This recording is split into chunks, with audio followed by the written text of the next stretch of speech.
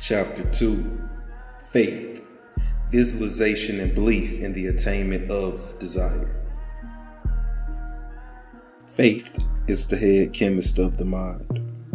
When faith is blended with the vibration of thought, the subconscious mind instantly picks up the vibration, translates it into its spiritual equivalent, and transmits it to infinite intelligence, as in the case of prayer. The emotions of faith, love, and sex are the most powerful of all the major positive emotions.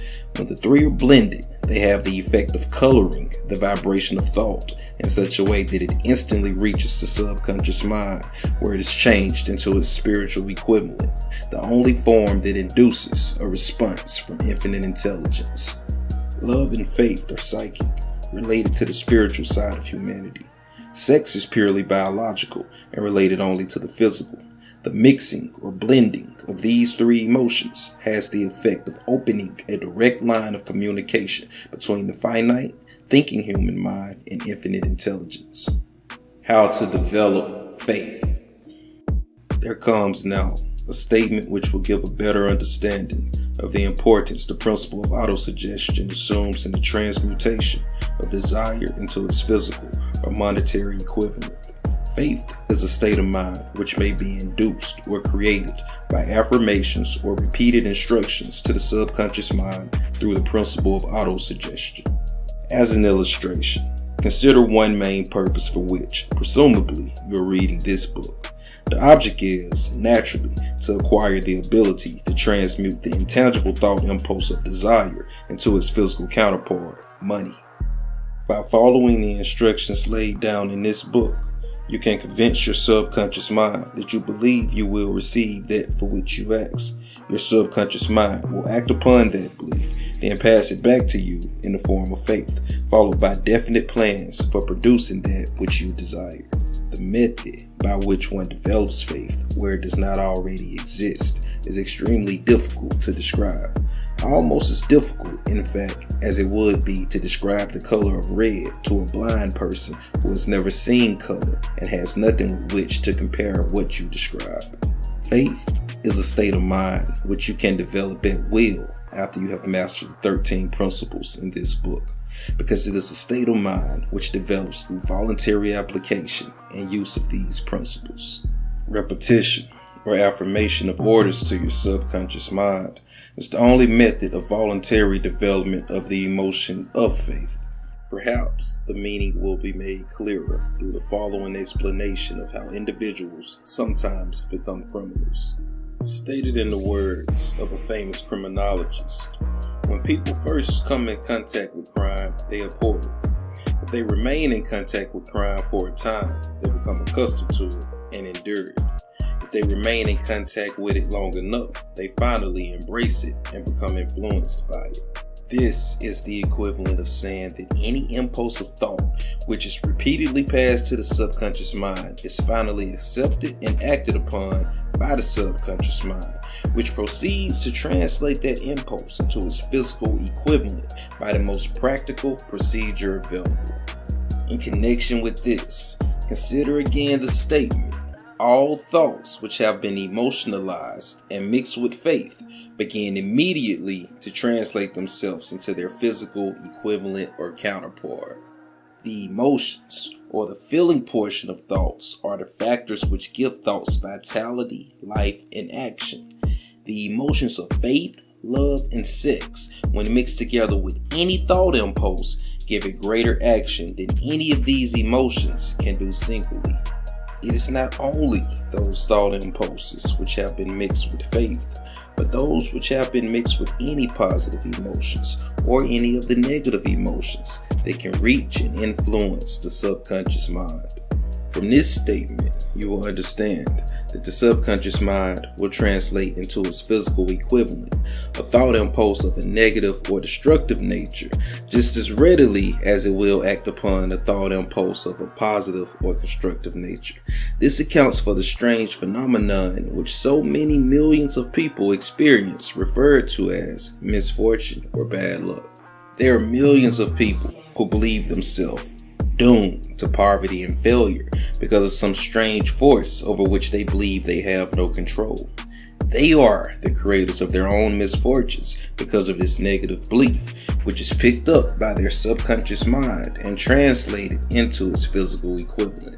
This is an appropriate place at which to suggest again that you may benefit by passing on to your subconscious mind any desire which you wish translated into its physical or monetary equivalent in a state of expectancy or belief that the transmutation will actually take place. Your belief or faith is the element which determines the action of your subconscious mind. There is nothing to hinder you from deceiving your subconscious mind when giving it instructions through autosuggestions, as I deceived my son's subconscious mind.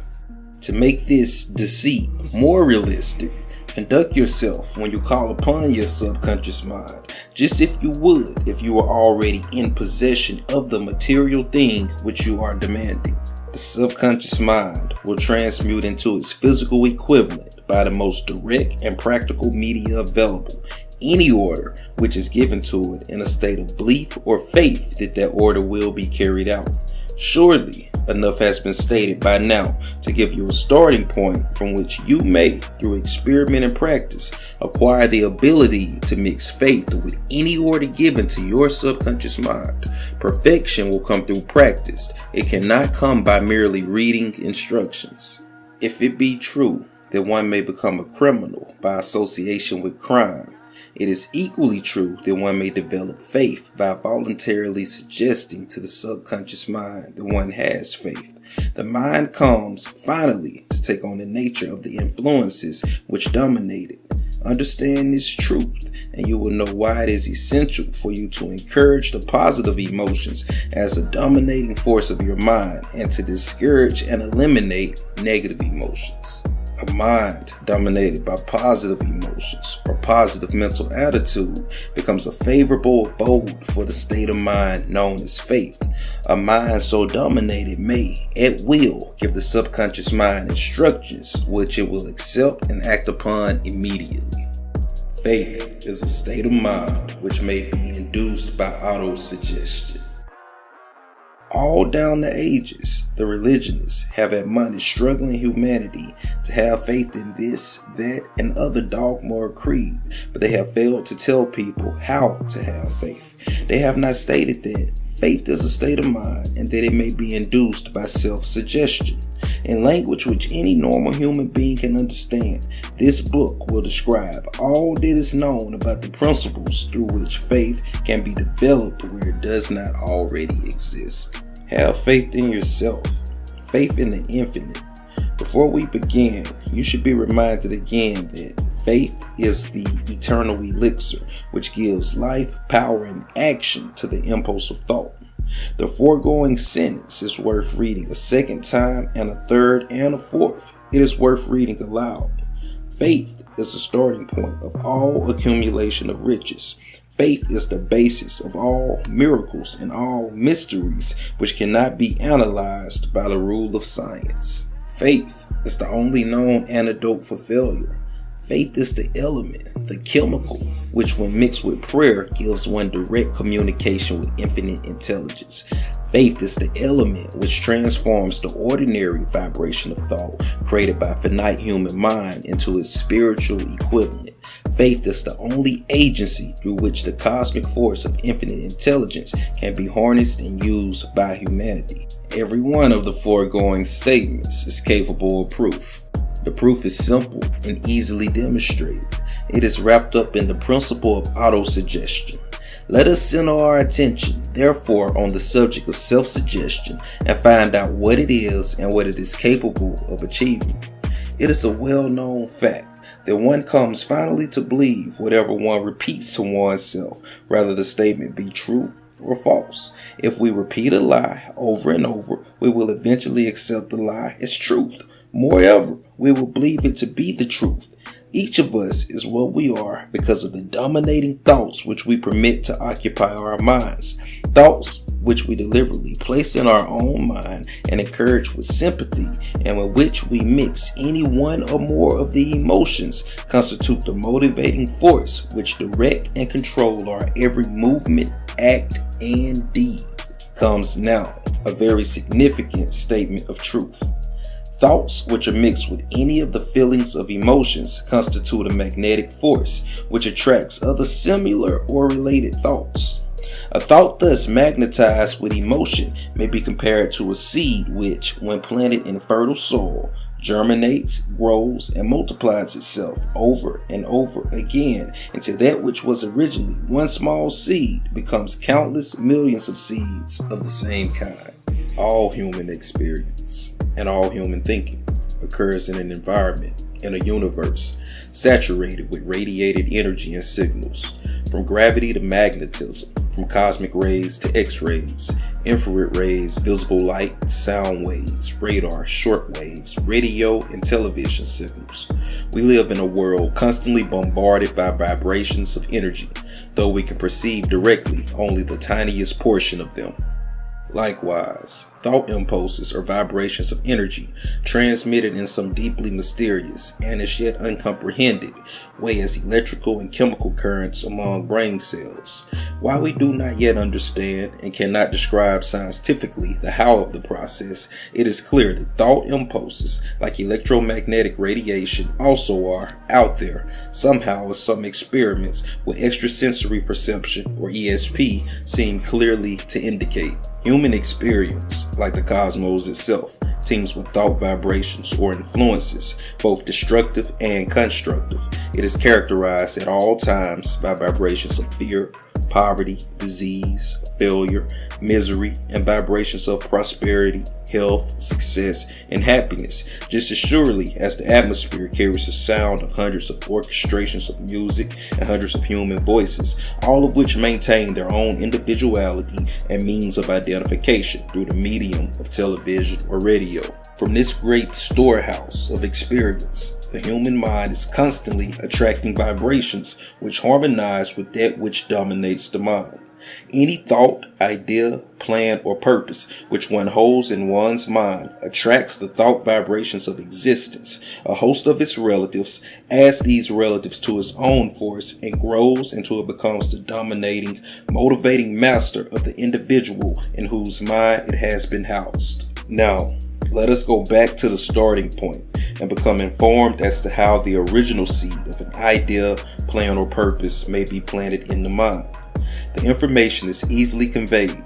Any idea, plan, or purpose may be placed in the mind through repetition of thought.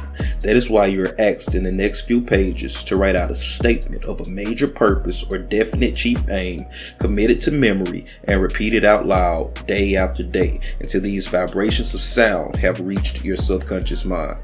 We are what we are because of the vibrations of thought which we pick up and register through the stimuli of our daily environment. Resolve to throw off the influences of any unfortunate environment you may have grown up in or now find yourself living in, and to build your own life to order. Take an inventory of mental assets and abilities. You will discover that your greatest weakness is lack of self-confidence. This handicap can be surmounted and timidity translated into courage through the aid of the principle of autosuggestion. The application of this principle may be made through a simple arrangement of positive thought impulses stated in writing, memorized, and repeated until they become a part of the working equipment of your subconscious mind. Self-confidence formula. First, I know that I have the ability to achieve the object of my definite purpose in life. Therefore, I demand of myself persistent, continuous action towards its attainment, and I here and now promise to render such action. Second, I realize that the dominating thoughts of my mind will eventually reproduce themselves in outward physical action and gradually transform themselves into physical reality. Therefore, I will concentrate my thoughts for 30 minutes daily upon the task of thinking of the person I intend to become, thereby creating in my mind a clear mental picture of that person. Third, I know that through the principle of autosuggestion, any desire that I persistently hold in my mind will eventually seek expression through some practical means of attaining the object back of it. Therefore, I will devote 10 minutes daily to demanding of myself the development of self-confidence. Fourth, I have clearly written down a description of my definite chief aim in life, and I will never stop trying until I shall have developed sufficient self-confidence for its attainment. Fifth, I fully realize that no wealth or position can long endure unless built upon truth and justice. Therefore, I will engage in no transaction that does not benefit all whom it affects. I will succeed by attracting to myself the forces I wish to use in the cooperation of other people. I will induce others to serve me because of my willingness to serve others. I will eliminate hatred, envy, jealousy, selfishness, and cynicism by developing love for all humanity, because I know that a negative attitude towards others can never bring me success. I will cause others to believe in me because I will believe in them and in myself. Sixth, I will sign my name to this formula, commit it to memory, and repeat it aloud once a day, with full faith that it will gradually influence my thoughts and actions so that I will become a self-reliant and successful person. Back of this formula is a law of nature which no one has yet been able to explain. It has baffled the scientists of all ages. The psychologists have named this the law of autosuggestion and let it go at that. The name by which one calls this law is of little importance. The important fact about it is it works for the glory and success of mankind if it is used constructively. On the other hand, if used destructively, it will destroy just as readily. In this statement may be found a very significant truth, namely that those who go down in defeat and end their lives in poverty, misery, and distress do so because of negative application of the principle of autosuggestion. The cause may be found in the fact that all impulses of thought have a tendency to clothe themselves in their physical equivalent. The subconscious mind, the chemical laboratory in which all thought impulses are combined and made ready for translation into physical reality, makes no distinction between constructive and destructive thought impulses. It works with the material we feed it through our thought impulses. The subconscious mind will translate into reality a thought driven by fear just as readily as it will translate into reality a thought driven by courage or faith. The pages of medical history are rich with illustrations of cases of suggestive suicide. A person may commit suicide through negative suggestion just as effectively as by any other means. In a Midwestern city, a man by the name of Joseph Grant, a bank official, borrowed a large sum of the bank's money without the consent of the directors. He lost the money through gambling. One afternoon, the bank examiner came in and began to check the accounts. Grant left the bank, took a room in a local hotel, and when they found him 3 days later, he was lying in bed, wailing and moaning, repeating over and over these words, "My God, this will kill me. I cannot stand the disgrace." In a short time, he was dead. The doctors pronounced the case one of mental suicide. Just as electricity turns the wheels of industry and renders useful service if used constructively, or can snuff out life if used improperly, so will the law of autosuggestion lead you to peace and prosperity, or down into the valley of misery, failure, and death, according to your degree of understanding and application of it. If you fill your mind with fear, doubt, and unbelief in your ability to connect with and use the forces of infinite intelligence, then the law of autosuggestion will take this spirit of unbelief and use it as a pattern by which your subconscious mind will translate it into its physical equivalent. This statement is as true as the statement that 2 and 2 equals 4. Like the wind which carries one ship east and another west, the law of autosuggestion will lift up or pull you down according to the way you set your sails of thought. The law of autosuggestion, through which any person may rise to altitudes of achievement which stagger the imagination, is well described in the following verse. If you think you are beaten, you are. If you think you dare not, you don't. If you like to win, but you think you can't, it is almost certain you won't. If you think you'll lose, you're lost.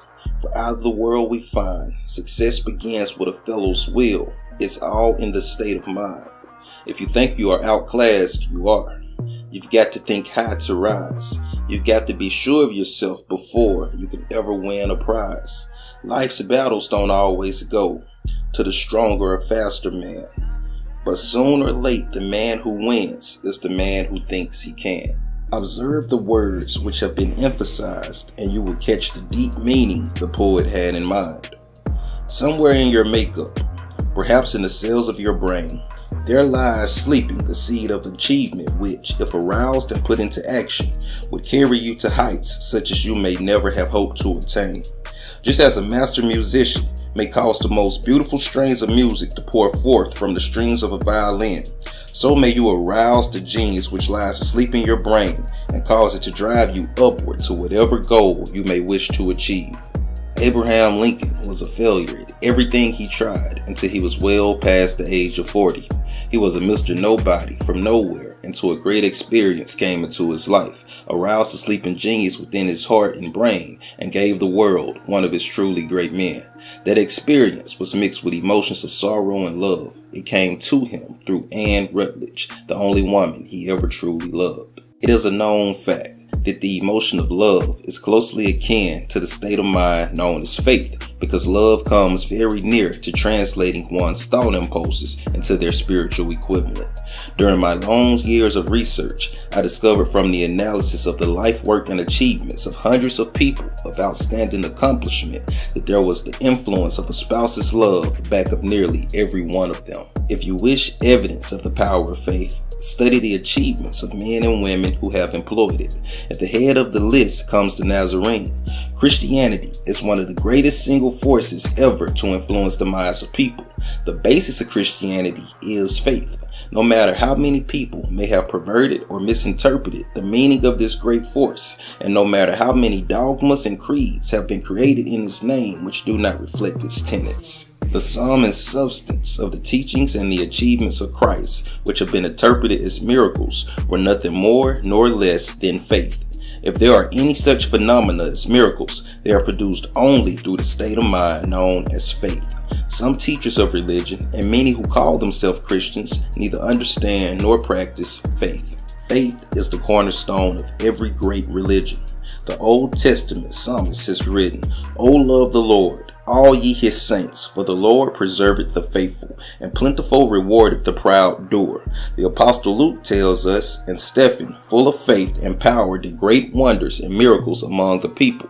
And Mark reports Jesus is saying, "Daughter, thy faith hath made thee whole. Go in peace, and be whole of thy plague." The prophet says in the Quran, "Surely those who believe and do good, their Lord will guide them by their faith. There shall flow from beneath them rivers and gardens of bliss." In the Analects of Confucius, the master says, "Hold faithfulness and sincerity as first principles, and be moving continually to what is right. That is the way to exalt one's virtue." In the Bhagavad Gita, we find, "The faith of each is in accordance with one's own nature. A person is known by the faith. One can become whatever one wants to be if one constantly contemplates on the object of desire with faith." And again, the one who has faith and is sincere and has mastery over the senses gains knowledge.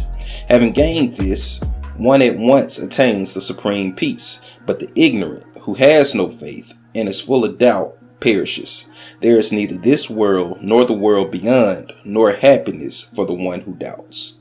Let us consider the power of faith as it was demonstrated by Mahatma Gandhi of India, who exhorted his followers to be the change you want to see in the world. In this man, the world had one of the most astounding examples known to civilization of the possibilities of faith. Gandhi wielded more power than any other person living in his time, and yet he had none of the orthodox tools of power, such as money, battleships, soldiers, and materials of warfare. Gandhi had no money, he had no home, he did not own a suit of clothes, but he did have power. How did he come by that power? He created it out of his understanding of the principle of faith and through his ability to transplant that faith into the minds of 200 million people. Gandhi accomplished through the influence of faith that which the strongest military power on earth could not then and never will accomplish through soldiers and military equipment. He accomplished the astounding feat of influencing 200 million minds to coalesce and move in unison as a single mind. What other force on earth except faith could do as much? There will come a day when employees as well as employers will discover the possibilities of faith. That day is dawning. The world has had ample opportunity during the recent worldwide economic downturn to witness what the lack of faith will do to business. Surely, civilization has produced a sufficient number of intelligent human beings to make use of this great lesson which has been taught to the world. During this time of difficulty, the world has had evidence in abundance that widespread fear can paralyze the wheels of industry and business. Out of this experience will arise leaders in business and industry who will profit by the example which Gandhi set for the world, and they will apply to the business the same tactics which he used in building the greatest following known in the history of the world. These leaders will come from the rank and file of the unknown who now labor in the steel plants, the coal mines, the factories, and in the small towns and cities of America. Business is due for a reform. Make no mistake about this. The methods of the past, based upon economic combinations of force and fear, will be supplanted by the better principles of faith and cooperation. People who labor will receive more than daily wages. They will share more and more in profits from the business, the same as those who supply the capital for business. But first, they must give more to their employees and stop bickering and bargaining by force at the expense of the public. They must earn the right to profit sharing. Moreover, and this is the most important thing of all, they will be led by leaders who will understand and apply the principles employed by Gandhi. Only in this way can leaders get from their followers the spirit of full cooperation, which constitutes power in its highest and most enduring form.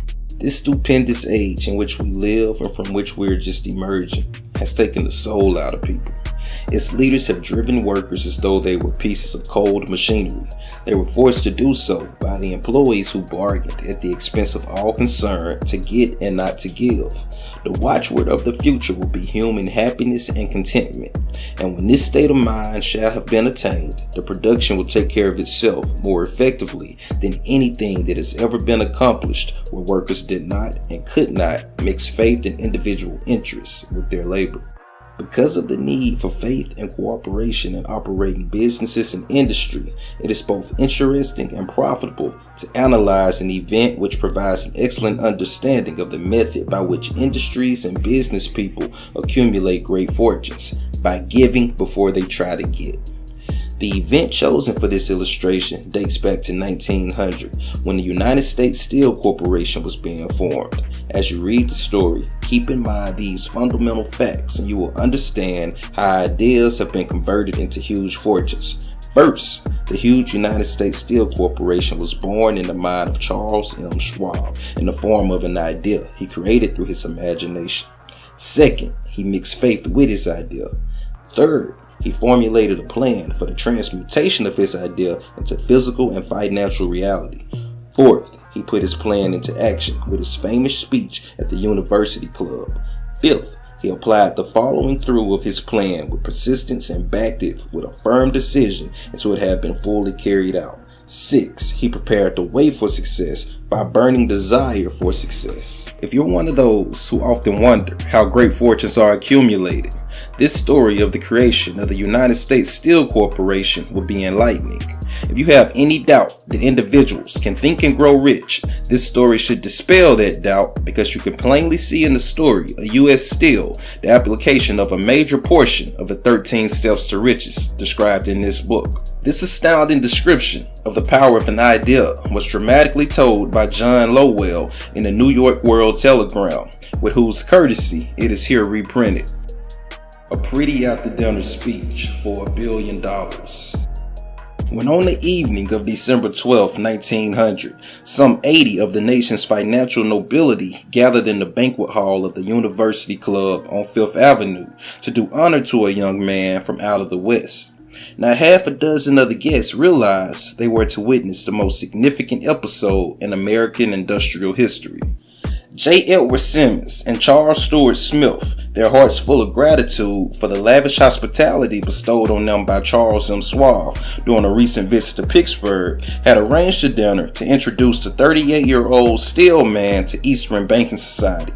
But they didn't expect him to stampede the convention. They warned him, in fact, that the bottoms within New York's stuffed shirts would not be responsive to oratory, and that if he didn't want to bore the Stillmans and Harrimans and Vanderbilts, he had better limit himself to 15 or 20 minutes of polite vaporings and let it go at that.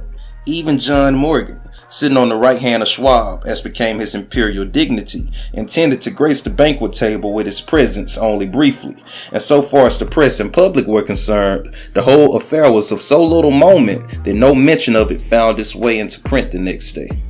So the two hosts and their distinguished guests ate their way through the usual 7 or 8 courses. There was little conversation, and what there was of it was restrained. Few of the bankers and brokers had met Schwab, whose career had flowered along the banks of the Monongahela, and none knew him well. But before the evening was over, they, and with them Money Master Morgan, were to be swept off their feet, and $1 billion baby, the United States Steel Corporation, was to be conceived. It is perhaps unfortunate, for the sake of history, that no record of Charlie Schwab's speech at the dinner party was ever made. He repeated some parts of it at a later date during a similar meeting of Chicago bankers, and still later when the government brought suit to dissolve the Steel Trust, he gave his own version. From the witness stand of the remarks that stimulated Morgan into a frenzy of financial activity. It is probable, however, that it was a homely speech, somewhat ungrammatical, for the niceties of language never bothered Schwab, full of epigram and threaded with wit. But aside from that, it had a galvanic force and effect upon the 5 billions of estimated capital that was represented by the diners.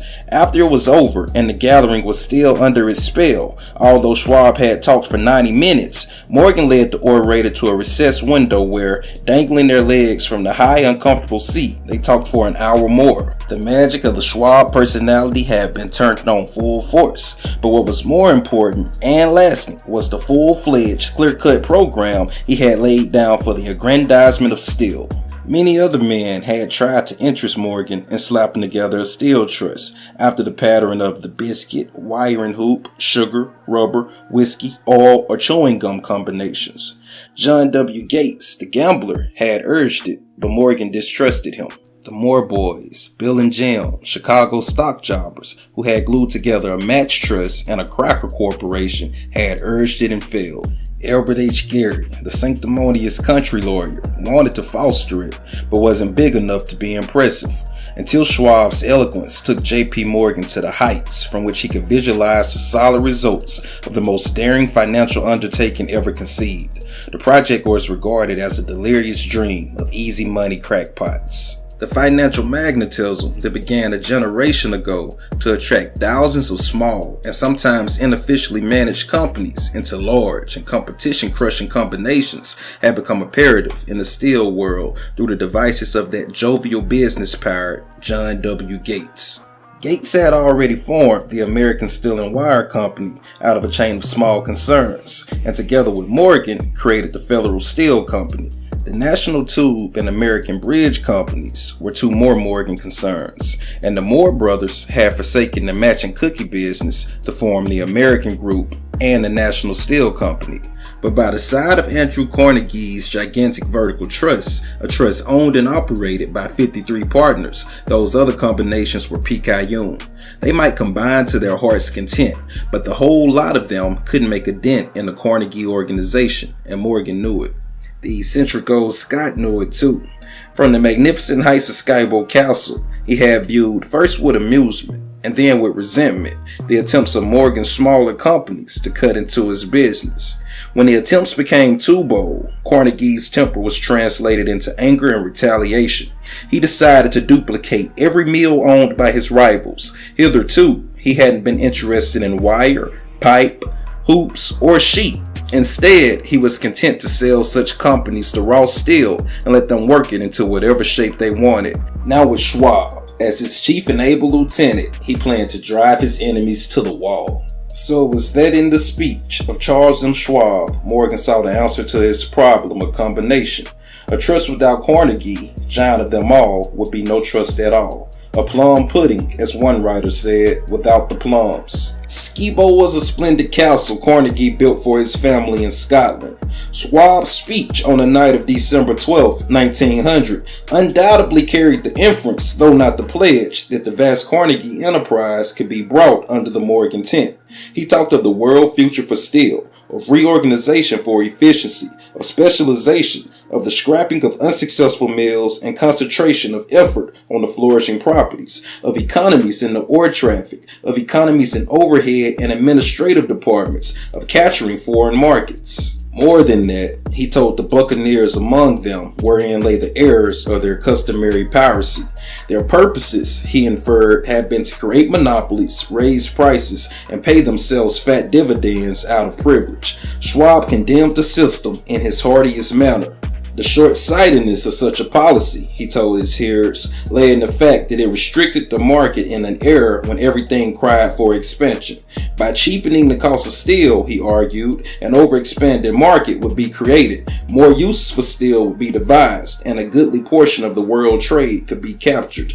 Actually, though he did not know it, Schwab was an apostle of modern mass production. So the dinner at the University Club came to an end. Morgan went home to think about Schwab's rosy predictions. Schwab went back to Pittsburgh to run the steel business for Carnegie, while Gary and the rest went back to their stock tickers to fiddle around in anticipation of the next move. It was not long coming. It took Morgan about 1 week to digest the feast of reasons Schwab had placed before him. When he assured himself that no financial indigestion was the result, he sent for Schwab and found that young man rather coy.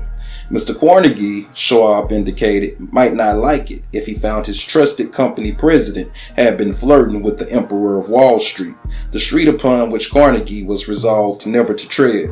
Then it was suggested by John W. Gates, the go-between, that if Schwab happened to be in Bellevue Hotel in Philadelphia, J.P. Morgan might also happen to be there.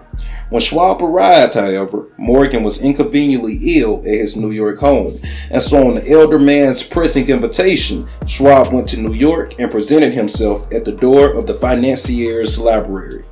Now, certain economic historians have professed the belief that from the beginning to the end of the drama, the stage was set by Andrew Carnegie, that the dinner to Schwab, the famous speech, the Sunday night conference between Schwab and the Money King were events arranged by the canny Scott. The truth is exactly the opposite. When Schwab was called in to consummate the deal, he didn't even know whether the little boss, as Andrew was called, would so much as listen to an offer to sell, particularly to a group of men whom Andrew regarded as being endowed with something less than holiness. But Schwab did take him to the conference with him, in his own handwriting, 6 sheets of copperplate figures representing to his mind the physical worth and the potential earning capacity of every steel company he regarded as an essential star in the new metal firmament. 4 men pondered over these figures all night. The chief, of course, was Morgan, steadfast in his belief in the divine right of money. With him was an aristocratic partner, Robert Bacon, a scholar and a gentleman. The third was John W. Gates, whom Morgan scorned as a gambler and used as a tool.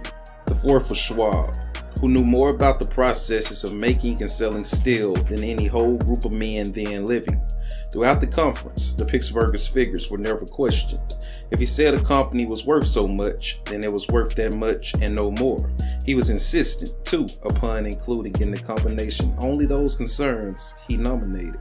He had conceived a corporation in which there would be no duplication, not even to satisfy the greed of friends who wanted to unload their companies upon the broad Morgan shoulders. Thus, he left out, by design, a number of the larger concerns upon which the walruses and carpenters of Wall Street had cast hungry eyes. When dawn came, Morgan rose and straightened his back. Only one question remained. "Do you think you can persuade Andrew Carnegie to sell?" he asked. "I could try," said Schwab. "If you can get him to sell, I will undertake the matter," said Morgan. So far, so good. But would Carnegie sell? How much would he demand? Schwab thought about $320 million. What would he take payment in? Common or preferred stocks? Bonds? Cash? Nobody could raise $1/3 of $1 billion in cash. There was a golf game in January. on the frost-cracking heath of the St. Andrew's Links in Westchester, with Andrew bundled up in sweaters against the cold, and Charlie talking volubly as usual to keep his spirits up. But no words of business was mentioned until the pair sat down in the cozy warmth of the Carnegie cottage hard by. Then, with the same persuasiveness that had hypnotized 80 millionaires at the university club, Schwab poured out the glittering promises of retirement and comfort, of untold millions to satisfy the old man's social caprices.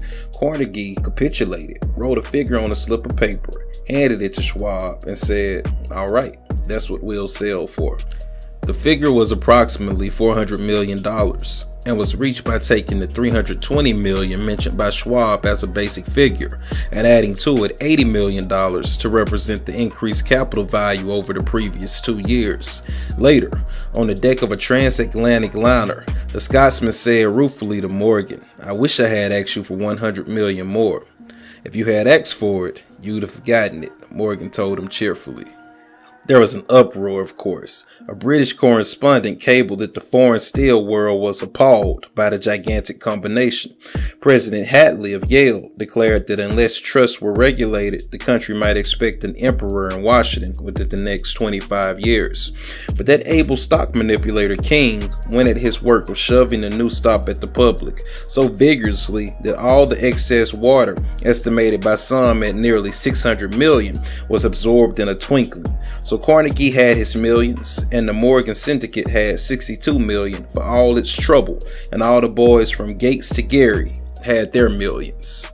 The 38-year-old Schwab had his reward. He was made president of the new corporation and remained in control until 1930. The dramatic story of big business, which you have just finished, was included in this book because it is a perfect illustration of the method by which desire can be transmuted into its physical equivalent.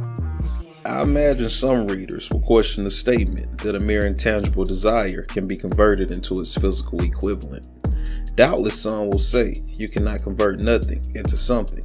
The answer is in the story of United States Steel. The giant organization was created in the mind of one man. The plan by which the organization was provided with the steel mills that gave it financial stability was created in the mind of the same man. His faith, his desire, his imagination, his persistence were the real ingredients that went into United States Steel.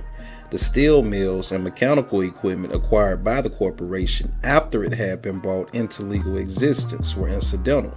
But careful analysis will disclose the fact that the appraised value of the properties acquired by the corporation increased in value by an estimated $600 million by the mere transaction which consolidated them under one management.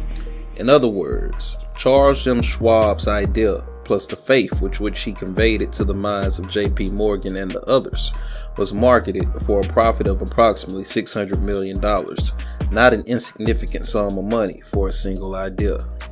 What happened to some of those who took their share of the millions of dollars of profit made by this transaction is a matter with which we are not now concerned. The important feature of this astounding achievement is that it serves as unquestionable evidence of the soundness of the philosophy described in this book, because this philosophy was the warp and the woof of the entire transaction. Moreover, the practicability of the philosophy has been established by the fact that the United States Steel Corporation prospered and became one of the richest and most powerful corporations in America, employing thousands of people, developing new uses for steel, and opening new markets, thus proving that the $600 million in profit which the Schwab idea produced was earned. Riches began in the form of thought. The amount is limited only by the person in whose mind the thought is put into motion. Faith removes limitations. Remember this when you are ready to bargain with life for whatever it is that you ask as your price for having passed this way.